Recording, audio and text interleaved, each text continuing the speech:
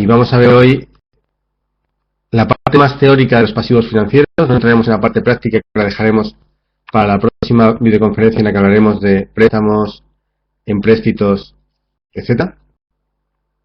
Y en cambio hoy veremos más la parte teórica, más la parte, por así decirlo, más densa de los pasivos financieros, clasificación, etcétera, conceptos. Y veremos la parte de moneda extranjera más en profundidad de lo que dejamos iniciado el último día. ¿De acuerdo? Pues si no tenéis ninguna pregunta, ninguna sugerencia, empezamos ya. Pues vamos a empezar. Bueno, pasivos financieros. ¿Qué entendemos por pasivos financieros en la contabilidad? Bueno, pues según la norma general contable, son obligaciones de pago contraídas por la empresa por cualquier concepto, siempre que no sea con los accionistas de la empresa. Y bueno, el concepto, la definición del plan general contable es una deuda de la empresa surgida por un hecho pasado, un contrato, una transacción, y en la que es probable que la empresa se tenga que desprender de recursos económicos, dinero u otros, para poder satisfacerla. Se caracterizan por tener coste, no siempre, y por tener plazo. ¿Sí? Bien. ¿Cuáles son las clasificaciones? Bueno, más allá de la que dice el plan, voy a ir bastante en detalle. Por el plazo, como ya sabéis, podemos definirlas de corto y largo plazo. Corto plazo, aquellas de menos de un mes, menos de un año, perdón, las que vencen en los próximos 12 meses. Y largo plazo, aquellas que vencen más allá de los próximos 12 meses. Por su origen, los pasivos pueden ser con origen en operaciones comerciales. También se llama que son ventas o compras, ventas a clientes o compras a proveedores o otros gastos o servicios a otro tipo de acreedores. Administrativos son aquellos pasivos que tenemos por operaciones administrativas, que llamamos impuestos, seguros sociales, otro tipo de operación que tiene que ver con la administración pública. Financieros, cuando su origen es una deuda bancaria o no bancaria, pero que tiene un componente puramente financiero, es decir, no es una deuda de características comerciales, sino que es un préstamo, una póliza de crédito, cualquier tipo de operación que es una financiación pura. Transitorios son aquellas financiaciones que son operaciones transitorias, como pueden ser garantías, depósitos recibidos, por ejemplo, y por otro ejemplo es con partes vinculadas, que pueden ser empresas del grupo, socios, etc. En cuanto a su certeza, pueden ser ciertos, es decir, aquellos que tienen un vencimiento, un plazo, un coste definidos, o contingentes, que son aquellos que son en alguna de sus características inciertos, que se verán reflejados posteriormente en la contabilidad, en lo que todos conocéis como provisiones, si cumplen determinadas características y condiciones para poder ser considerado provisiones y no simplemente ser considerado como un pasivo contingente que puede estar simplemente reflejado en la memoria y no en el balance como provisión. ¿Sí? ¿Alguna pregunta de esto? Bien. Por su materialización podemos ver dos diferentes tipos. En instrumentos formales de pago, como pueden ser cheques, letras y pagarés, que seguirán y tienen un poder ejecutivo y una fuerza ejecutiva mayor a la hora de cobrarlos, o en instrumentos no formales, como pueden ser facturas o contratos.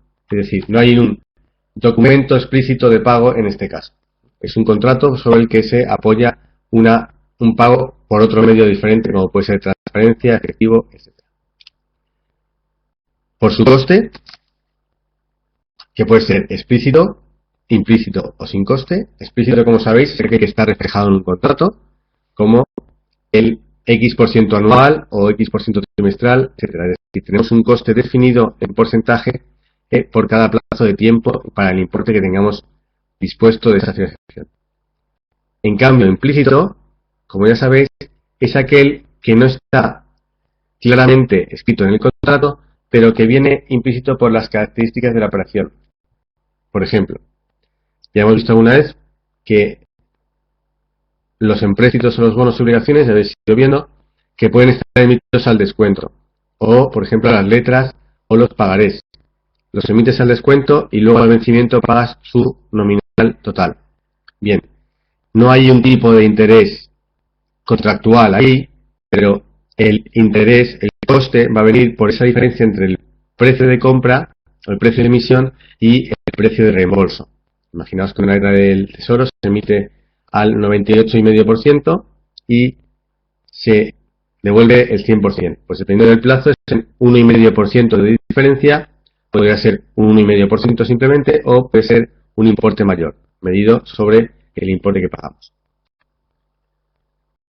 Por el prestatario, que pueden ser entidades financieras, administraciones públicas, proveedores, acreedores, personal, accionistas, acreedores de inmovilizado, etc. Y según las garantías. Aquí depende. Podemos tener con hipoteca, con prenda, que es lo equivalente más o menos a una hipoteca mobiliaria, préstamos avalados, que tienen una garantía, un aval de una tercera persona, ya puede ser, por ejemplo, un accionista o otra empresa del grupo, etcétera, o incluso una entidad financiera puede dar un aval sobre una deuda, como ocurre a veces con las deudas con las administraciones públicas, etcétera, o aquellos que tienen como garantía una fianza, es decir, se ha entregado un depósito, bien sea en efectivo, bien sea en valores u otros tipos de activos, como garantía de pago de ese préstamo. ¿Sí? ¿Alguna pregunta de esta clasificación? ¿Algo que os llame la atención? ¿No? Bien, seguimos. Bueno, dentro de los pasivos podemos incluir una categoría especial que son pasivos financieros. Y son aquellos instrumentos que hemos incurrido, bien porque los hemos emitido o porque hemos entrado a la transacción que nos obliga a ello, que nos da una obligación de entregar dinero u otro activo financiero, que vamos bien, en otro caso, intercambiar activos o pasivos financieros con otros terceros en condiciones desfavorables, como podría ser el caso de los derivados, en determinadas circunstancias, o si lo hemos emitido, obligue al poseedor de este activo, de ese título, exigir su rescate en una fecha y en un importe determinado, o recibir cierta remuneración. Esto se hace para diferenciarlo de lo que son acciones. Cuando una acción es rescatable, por ejemplo, no por el emisor, sino a voluntad del poseedor, en ese caso se considera un pasivo, ya que no depende de mí que sea un pasivo, sino que va a depender de un tercero el que yo tenga obligación de pagarlo. ¿Veis la diferencia? Esa es la diferencia fundamental, por ejemplo, entre las acciones consideradas como pasivo y las acciones consideradas como fondos propios. Si el derecho de rescate es a voluntad del poseedor, será considerado un pasivo. Si el derecho de rescate es a voluntad del emisor, es decir, de la propia empresa, se puede considerar, si cumple otra serie de condiciones, como fondos propios. ¿Sí? Bien. Bueno, aparte de la clasificación que hemos visto antes de lo que son pasivos, tipo de operaciones que pueden considerarse un pasivo, ¿qué entiende el plan como categorías de pasivos financieros? Y siguiendo un poco un paralelismo con lo que vimos en los activos financieros, aunque en este caso la distinción es un poco más breve. Bueno, por un lado, los débitos y partidas a pagar, que como veis es paralelo a aquello que teníamos de préstamos y partidas a cobrar, que son generalmente préstamos y otras partidas por operaciones comerciales o no comerciales. Pueden ser, por ejemplo, operaciones comerciales como una letra de cambio, una deuda con un proveedor o un acreedor, o también pueden ser préstamos a pagar a terceros o otras entidades financieras, socios, etcétera, por operaciones no comerciales. ¿Sí? Pasivos financieros mantenidos para negociar, que son aquellos que cumplen tres condiciones. Ya sé que parece un poco extraño que emitimos un pasivo financiero para negociarlo o con el interés de obtener un beneficio. Pues sí, es probable que podamos hacerlo cuando queremos especular con los mercados, que emitamos en algunos momentos pasivos para hacerlo. Bueno, son aquellos que cumplen las condiciones siguientes. Se emiten con el propósito de readquirir en el corto plazo, forman parte de una cartera de instrumentos financieros identificados y gestionados por la empresa conjuntamente, en los que generalmente se ha apreciado que la empresa actúa para obtener plusvalías en el corto plazo, y también puede ser que sea un instrumento financiero derivado que no sea contrato de garantía ni se haya designado como instrumento de cobertura contable, que ya veremos en su momento qué requisitos tiene una cobertura para ser considerada cobertura contable, un derivado. Por ejemplo, aquí sí puede ser casos de derivados, pueden ser, por ejemplo, financiaciones en divisa, financiaciones a tipo de interés variable o tipo de interés fijo para especular con los tipos de interés, etc. Por último, otros pasivos financieros, valor razonable con cambios en la cuenta de pérdidas y ganancias, se mueven de manera semejante a los activos financieros del mismo nombre. Es decir, incluye pasivos financieros híbridos, que son, aquellos que tienen una parte de pasivo y otra parte de derivado, y todos aquellos que la empresa designe para incluir en esa categoría. Como veis, estos últimos dos son grupos que parecen un poco complicado de entender cómo pueden funcionar, pero son más bien instrumentos financieros bastante complejos. No son instrumentos financieros normales que veamos en el funcionamiento normal de las pequeñas empresas, sobre todo, son más o menos bastante sofisticados. ¿Cómo los valoramos? Muy importante, ¿cómo lo valoramos? Las distintas categorías. Incluyo también aquí los derivados, aunque lo veremos también en otro momento, pero vamos a ver cómo se valoran. Bueno, débitos y partidas a pagar, inicialmente por el valor razonable, que será la cantidad que hemos recibido a cambio de emitir ese pasivo, ese préstamo, ese empréstito, etcétera, y posteriormente a coste amortizado, siguiendo el tipo de interés efectivo y el método de tipo de interés efectivo, que ya sabéis cómo funciona más o menos, que lo veremos en detalle y de profundidad en próximas sesiones. Pasivos financieros mantenidos para negociar y otros pasivos financieros a valor razonable con cambios en pérdidas y ganancias. En todo momento se van a valorar a valor razonable y los cambios van a ir siempre a pérdidas y ganancias. Aquellos derivados financieros especulativos, es decir, no van a ser considerados como coberturas contables, de nuevo también se valorarán a valor razonable y con cambios en pérdidas y ganancias. Cosa curiosa de los derivados financieros es que pueden comportarse como activo o como pasivo, y durante su vida, desde que los adquirimos hasta que los vendemos o cancelamos o su vencimiento, puede que los tengamos durante ese tiempo, a veces contabilizados como pasivo, a veces como activo, en función de si nos generan un beneficio o una pérdida en cada momento. Como de otro valor razonable, y el movimiento del mercado puede hacer que en un momento nos dé beneficio y un par de meses después o unos meses después nos dé pérdida. Entonces habría que cambiar su clasificación de activo a pasivo. Derivados financieros en operaciones de cobertura de valor razonable, de nuevo, se valorarán a valor razonable y a cambio en pérdidas y ganancias, y la única excepción a esos cambios en pérdidas y ganancias viene de operaciones de derivados financieros, de operaciones de cobertura de flujos de efectivo o de inversión neta de negocios en el extranjero. Ejemplo de esto puede ser un swap o una permuta de tipos de interés o de tipos de cambio, o también cualquier tipo de derivado sobre cobertura de valor de acciones o de otro tipo de valores. Y en este caso, el valor razonable se irá llevando, mientras tengamos el derivado en nuestro poder, a patrimonio neto, y al final, en la venta, esas diferencias se llevarán todas a pérdidas y ganancias. ¿Sí? ¿Alguna pregunta de esto?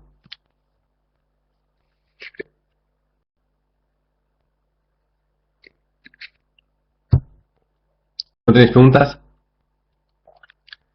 Bien, pues seguimos. La reclasificación y baja es más estricto aún que en el caso de los activos financieros, la reclasificación y baja de pasivos financieros. Solo no es posible reclasificar nunca ningún pasivo en estas dos categorías, ni mantenidos para negociar, ni a valor razonable con cambios en la cuenta de ganancias y ganancias a otras categorías, ni viceversa, con lo cual es muy restringido el hacer reclasificaciones en los pasivos financieros. Y por último, la baja, se dan de baja los pasivos financieros cuando la obligación se haya extinguido, cuando hayamos devuelto el dinero prestado o cuando hayamos devuelto el importe de ese pasivo. Y también se dan de baja aquellos pasivos financieros que tengamos en autocartera. En ese momento dejarán de ser pasivo porque también se convertirán en activo, con lo cual cancelaremos esa operación. Deudas con características especiales. Bueno, pues son aquellas deudas que pueden tener cierta similaridad con una acción. ¿Bien? Y se emiten a veces como opciones y son aquellas operaciones como acciones rescatables, acciones preferentes, que tienen muchas características de pasivo, casi incluso más que de acción. ¿Y qué entendemos aquí? Por ejemplo, acciones o participaciones contabilizadas como pasivo, desembolsos no exigidos por este tipo de acciones y aportaciones no lineales pendientes por este tipo de acciones. Y en el corto plazo, pues este tipo de deudas presentadas por otros valores a corto plazo, intereses de empréstitos y otras emisiones análogas, pueden ser también, en este caso, obligaciones convertibles en función de cómo sean las condiciones de conversión, puede que se puedan contabilizar incluso como activo, etcétera, como equity, como patrimonio neto, y valores negociables amortizados, es decir, aquellos que hemos recomprado nosotros para amortizar. En cuanto a las cuentas de pasivos financieros en el plan general contable, en el largo plazo, subgrupos 15, 16, 17 y 18, deudas a largo plazo con características especiales, deudas a largo plazo con partes vinculadas, 17, la más utilizada generalmente, que es deudas a largo plazo por préstamos y otros conceptos, y en la 18, pasivos por fianzas y garantías a largo plazo.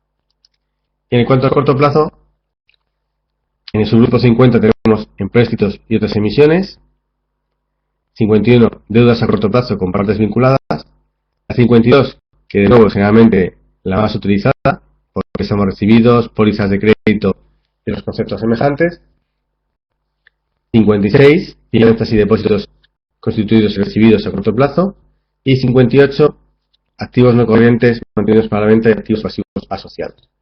Porque en el caso de que un activo no corriente esté mantenido para la venta, si tiene un pasivo asociado, también lo reflejaremos como tal. ¿Sí? ¿Alguna pregunta hasta aquí? Vamos con la moneda extranjera.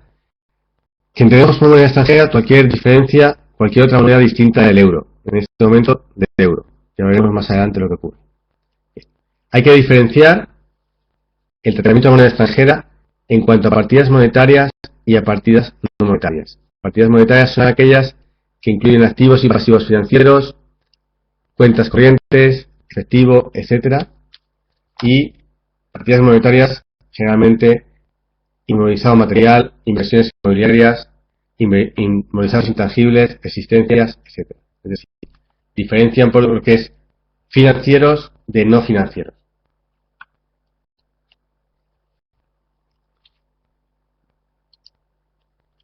Valoración inicial. Bien, en todos los casos se convierten a la moneda funcional, al euro, aplicando el importe en moneda extranjera del tipo de cambio de contado del día de la transacción. Excepcionalmente, y es lo más habitual en empresas que tienen mucha problemática o muchas transacciones en moneda extranjera, se utiliza un tipo de cambio para todo el periodo, generalmente mensual, para todas las transacciones para cada moneda extranjera en particular. Y salvo que ese tipo de cambio ha sufrido durante ese mes muchas transacciones significativas, es perfectamente válido su contabilización en vez del tipo de cambio del día al tipo de cambio del mes. Si bien luego haremos precisión durante un ejercicio que veremos más adelante. En cuanto a la valoración posterior, dependerá de si son partidas monetarias o partidas no monetarias. Las partidas monetarias se valoran al cierre del ejercicio aplicando el tipo de medio de contado exigente de esa fecha, es decir, el tipo medio de contado a 31 de diciembre o 30 de diciembre generalmente, y si la empresa hace estos cierres mensualmente o con más frecuencia, al cierre de cada mes. Y bueno, este fixing del Banco Central Europeo se encuentra en la página del banco. ¿Se ha ido? Isaac.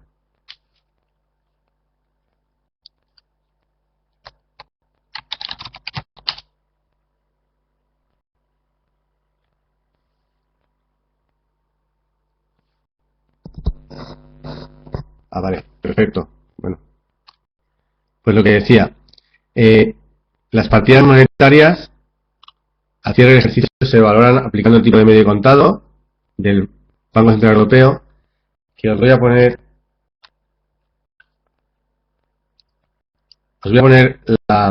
la página web ahí.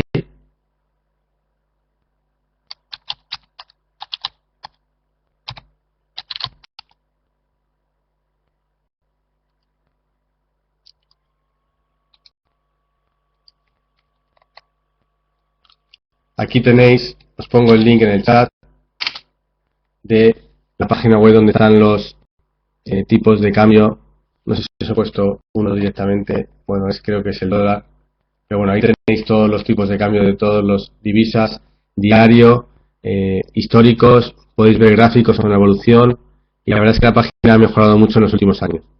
El fixing del Banco Central Europeo lo publica el Banco Central Europeo aproximadamente sobre las 2:15, 2:30 cada día.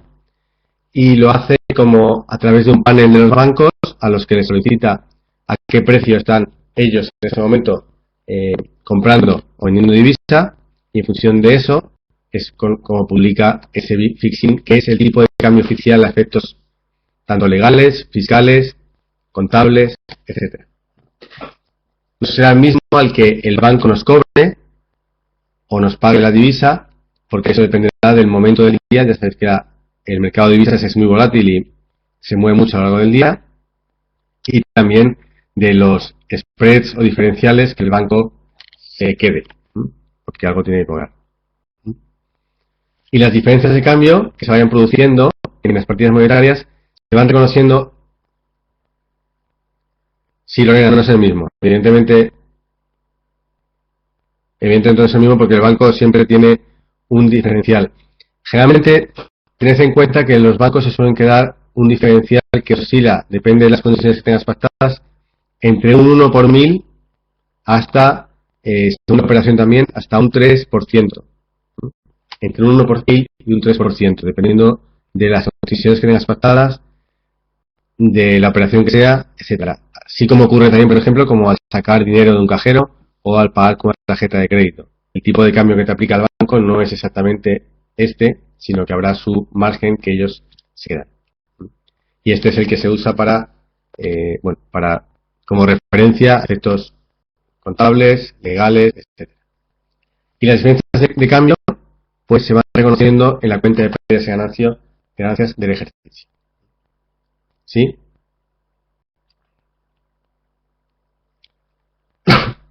En cuanto a la valoración posterior, de nuevo va a ser diferente según sean partidas no monetarias, es diferente. Las partidas no monetarias valoradas a coste histórico se aplican de nuevo valorando el tipo de cambio de la fecha de la transacción, el inicial, es decir, no vamos a ir modificándolo. Es decir, si compramos un activo en un momento X, su valor en nuestro balance va a ser el valor que tenía la contrapartida en euros en ese momento. Y bueno, habrá que ir teniendo en cuenta si el deterioro en función del valor de mercado que vaya teniendo sucesivamente habrá que ir ajustándolo. Luego veremos un ejemplo de este tipo. La referencia, eso irá, ya sé lo que preguntas. Bueno, eso veremos. Al final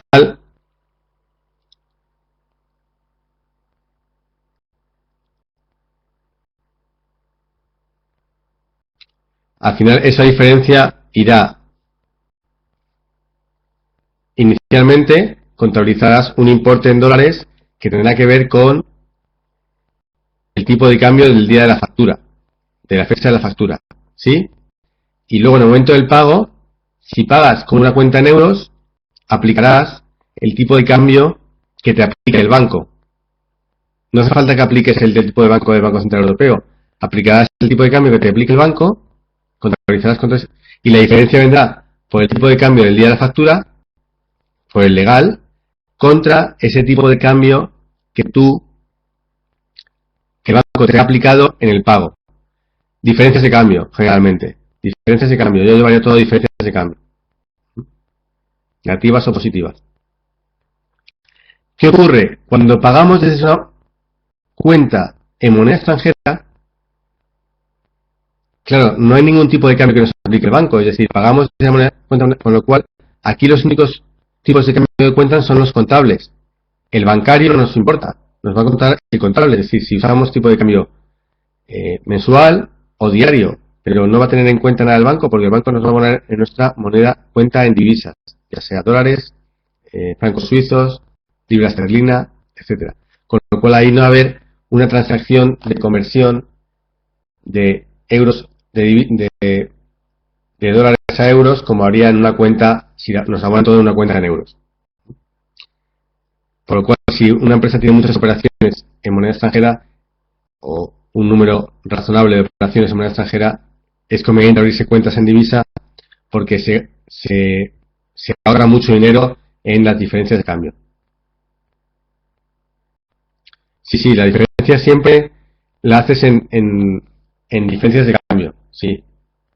La diferencia entre el tipo de cambio de la fecha de la factura y el tipo de cambio de la fecha del pago, ya sea el contable o ya sea el bancario, eso siempre va a ir a diferencias de cambio, a las 6 diferencias de cambio,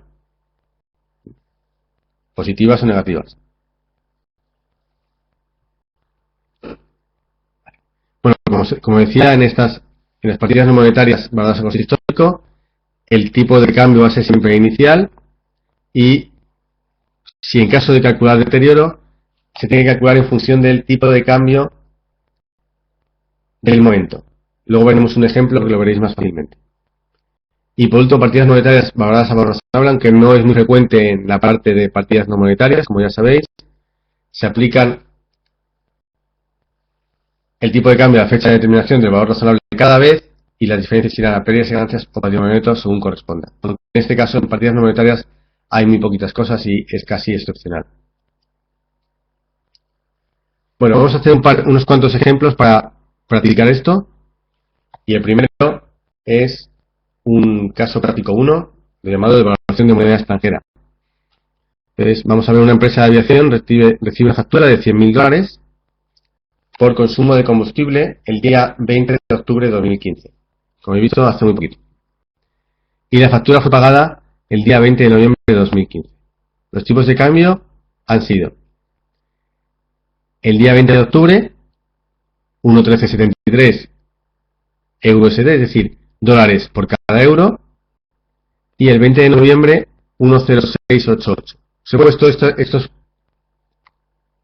fechas porque realmente ha habido un movimiento muy brusco del euro-dólar, del tipo de cambio. Entonces lo que os pido, y os voy a dar un minutito o dos para que lo veáis calculando vosotros, es el importe al que hemos contabilizado inicialmente en euros la factura, el importe en el que hemos contabilizado ese pago y cuál es la diferencia de cambio que vamos a registrar. ¿Sí? Os doy un minuto y medio para que lo calculéis y enseguida volvemos.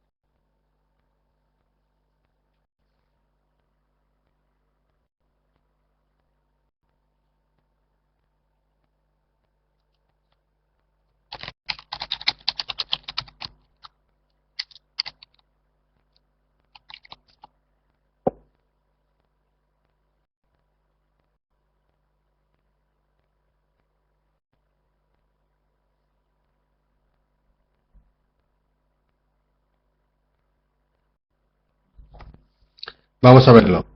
A ver si Lorena tiene razón.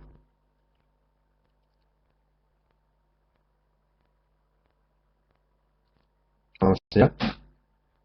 Bueno, pues parece que sí. Tenía razón Lorena y también Rosario. La factura 87.927,55. Aquí hemos tenido algún tipo de discrepancia con el redondeo, pero está bien. Y el pago 93.562,87. Estos datos de los tipos de cambio son datos reales, con lo cual podéis ver que la diferencia de cambio en este caso ha sido muy importante. Casi más de un 5%, bueno, más de un 5%, bastante más.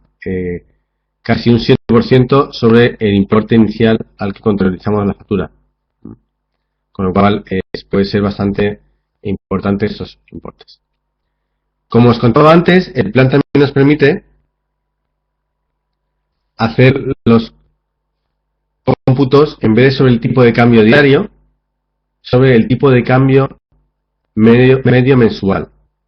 Entonces, os voy a poner el mismo ejemplo y voy a cambiar los datos. Bien, entonces los $100.000, pero en este caso las fechas son las mismas, 20 de octubre, 20 de noviembre, y los tipos de cambio medio mensuales han sido en octubre 1.1357 y en noviembre 1.0868.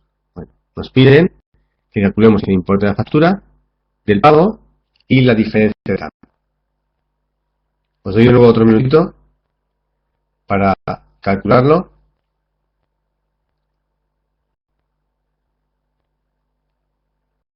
Efectivamente, Rosario, si la contabilizas en el mismo día que la pagas, no hay diferencia. Efectivamente, la puedes incluso contabilizar al tipo de cambio al que la pagas.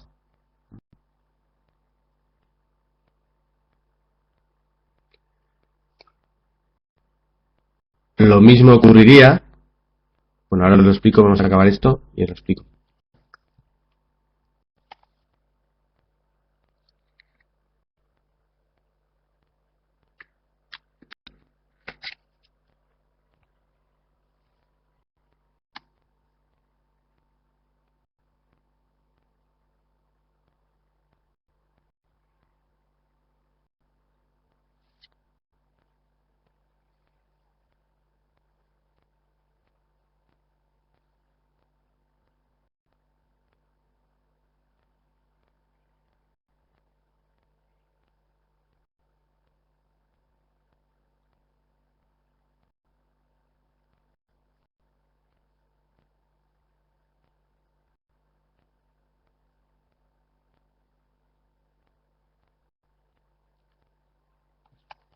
¿Lo tenéis? Vamos a ver, Francisco. ¿Alguien más anima?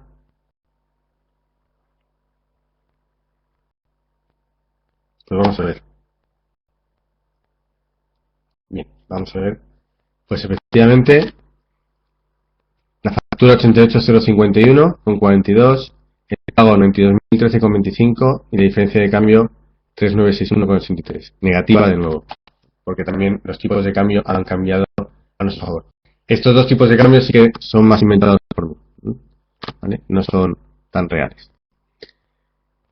Bien, lo que decía Lorena, Rosario, es muy importante. Es decir, si contabilizo la factura el mismo día que la pago, no tendríamos diferencia. Efectivamente, no tendrías diferencia y tampoco tendrías diferencia si contrataras un seguro de cambio por el importe de esa factura a ese plazo.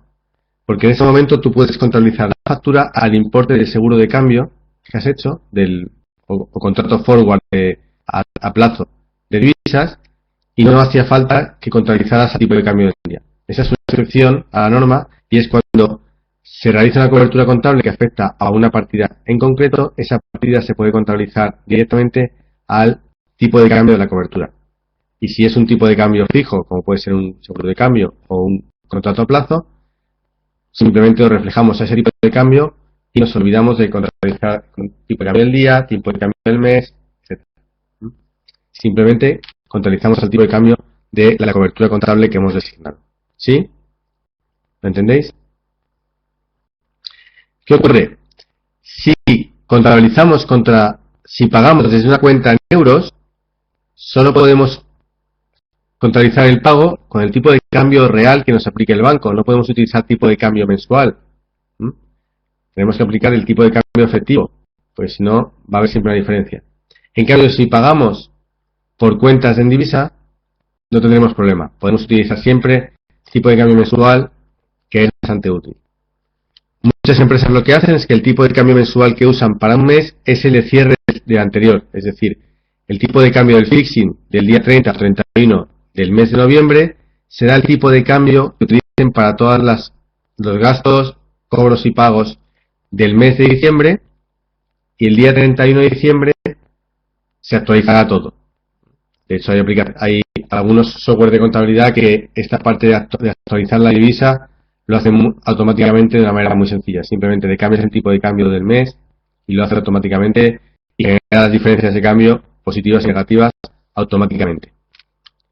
Eso, si tienes bastante problemática en divisa, bastante pago y cobro en divisa, bueno, es bastante útil realizarlo.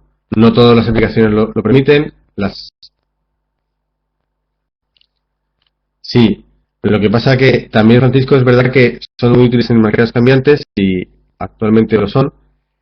La única desventaja es que también puedes darte un pequeño batacazo. Es decir, yo, por ejemplo, que he trabajado en esa parte mucho tiempo, los tipos de cambio se pueden mover a tu favor y tú haber hecho un seguro de cambio o un tipo de cambio muy desfavorable para ti según las condiciones de mercado dentro de 3 meses y entonces te puede estar repitiendo. Con lo cual, bueno, son muy útiles porque si a ese tipo de cambio tú ya tienes garantizado un margen, o tienes claro que tu margen o tu beneficio está definido y te vale, perfecto. Pero si hay algún tipo de incertidumbre en cuanto a tus márgenes de beneficio, puedes tener, bueno, tanto en un caso como en otro, ciertos, bueno, sustos. Y bueno, ocurre en algunos sectores en los que, bueno, pues no todas las operaciones son ciertas, sino que son todas las operaciones, bueno, previsibles o no posibles, y además los tipos de cambio afectan a las dos partes de la ecuación, tanto al precio como al coste, con lo cual, bueno, pues se puede complicar un poco la gestión. Pero sí, sí que tienes razón que son muy útiles en mercados cambiantes. Pero los mercados están muy planos, no tiene mucho sentido. ¿Alguna pregunta hasta aquí? Bien. Pues por último os voy a poner otro ejemplo, pero no va a ser de partidas monetarias, sino de partidas no monetarias, es decir, de un inmovilizado. Vamos a ver una empresa que adquiere un elemento de transporte, es decir, un inmovilizado material, el 1 de enero del año N, por importe de $30.000. Y la vida útil asignada a esta maquinaria es de 5 años. Es decir, amortizamos en amortización lineal en 5 años.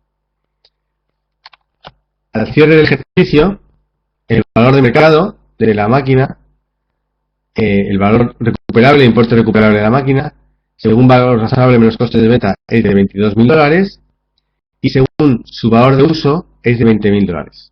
Bien. Otro dato nos dan es el tipo de cambio en la fecha de compra es de 1,20 euros por dólar y el tipo de cambio de cierre es de $1,10. Entonces aquí la pregunta es, uno, ¿cuál es el valor de la máquina contable en la fecha de la compra? Y dos, calcular si hay o no deterioro a 31 de diciembre. Os voy a dar otro par de minutos para porque este tiene algún que otro cálculo más que hacer, y a ver si qué tal nos sale.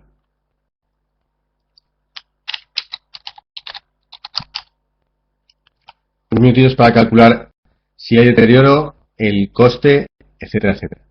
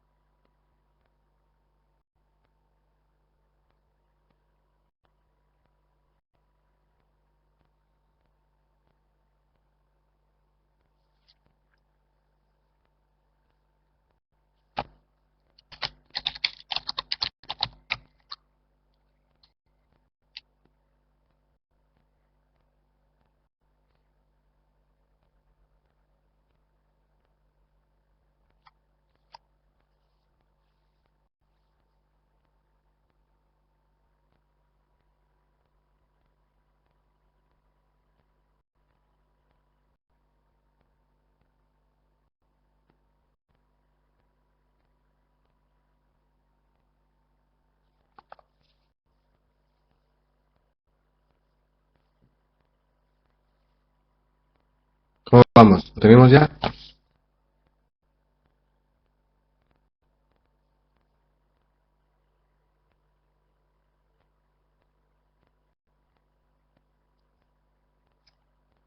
¿Hay deterioro o no hay deterioro?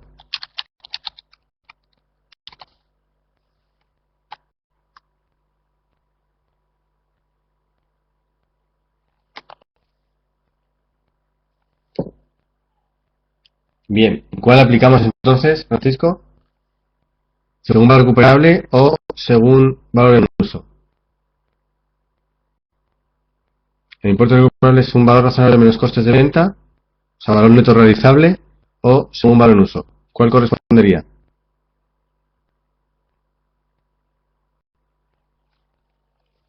Bien, pues vamos a ver la solución. Si no os animáis ninguno. Bien. Pero el valor de compra, como habéis visto, 25.000. Enhorabuena, Francisco, has acertado. Al cierre del ejercicio, tenemos que hacer la amortización, que como he dicho son 5 años, será 25.000 el importe en euros, que es lo que tenemos contabilizado en nuestro balance, entre 5 y 5.000 euros. Por tanto, el valor neto contable a 31 de diciembre, antes de cualquier tipo de evaluación de deterioro, será de 20.000. El valor recuperable siempre es el mayor de los dos, el mayor de valor en uso o valor razonable menos costes de venta. ¿Sí? ¿Recordáis? Es el mayor de los dos. En este caso, el mayor de los dos es 20.000, como decía Francisco, 22.000 a 1,10 sean 20.000 euros. Por tanto, como veis, valor neto contable 20.000, valor recuperable 20.000, con lo cual no hay ningún tipo de ajuste por deterioro que realizar. Es decir, el deterioro de valor en este caso es cero y por tanto el valor contable y el valor recuperable coinciden. ¿Sí? ¿Lo veis? ¿Habéis entendido cómo es el proceso?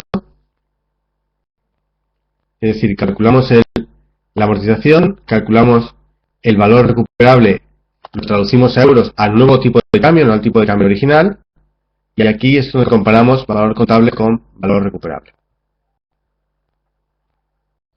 Bien, y por último, una pequeña recapitulación de lo que hemos visto hoy.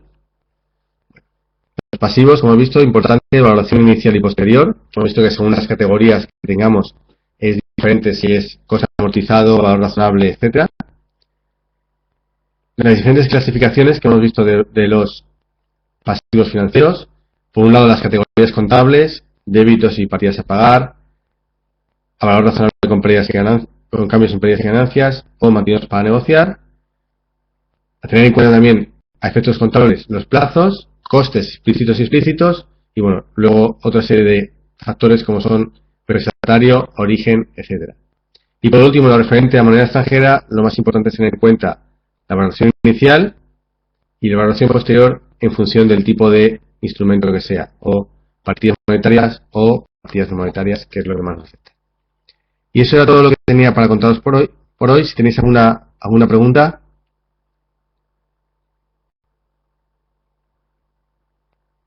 ¿No tenéis preguntas? Creo que tenéis otra videoconferencia en un rato.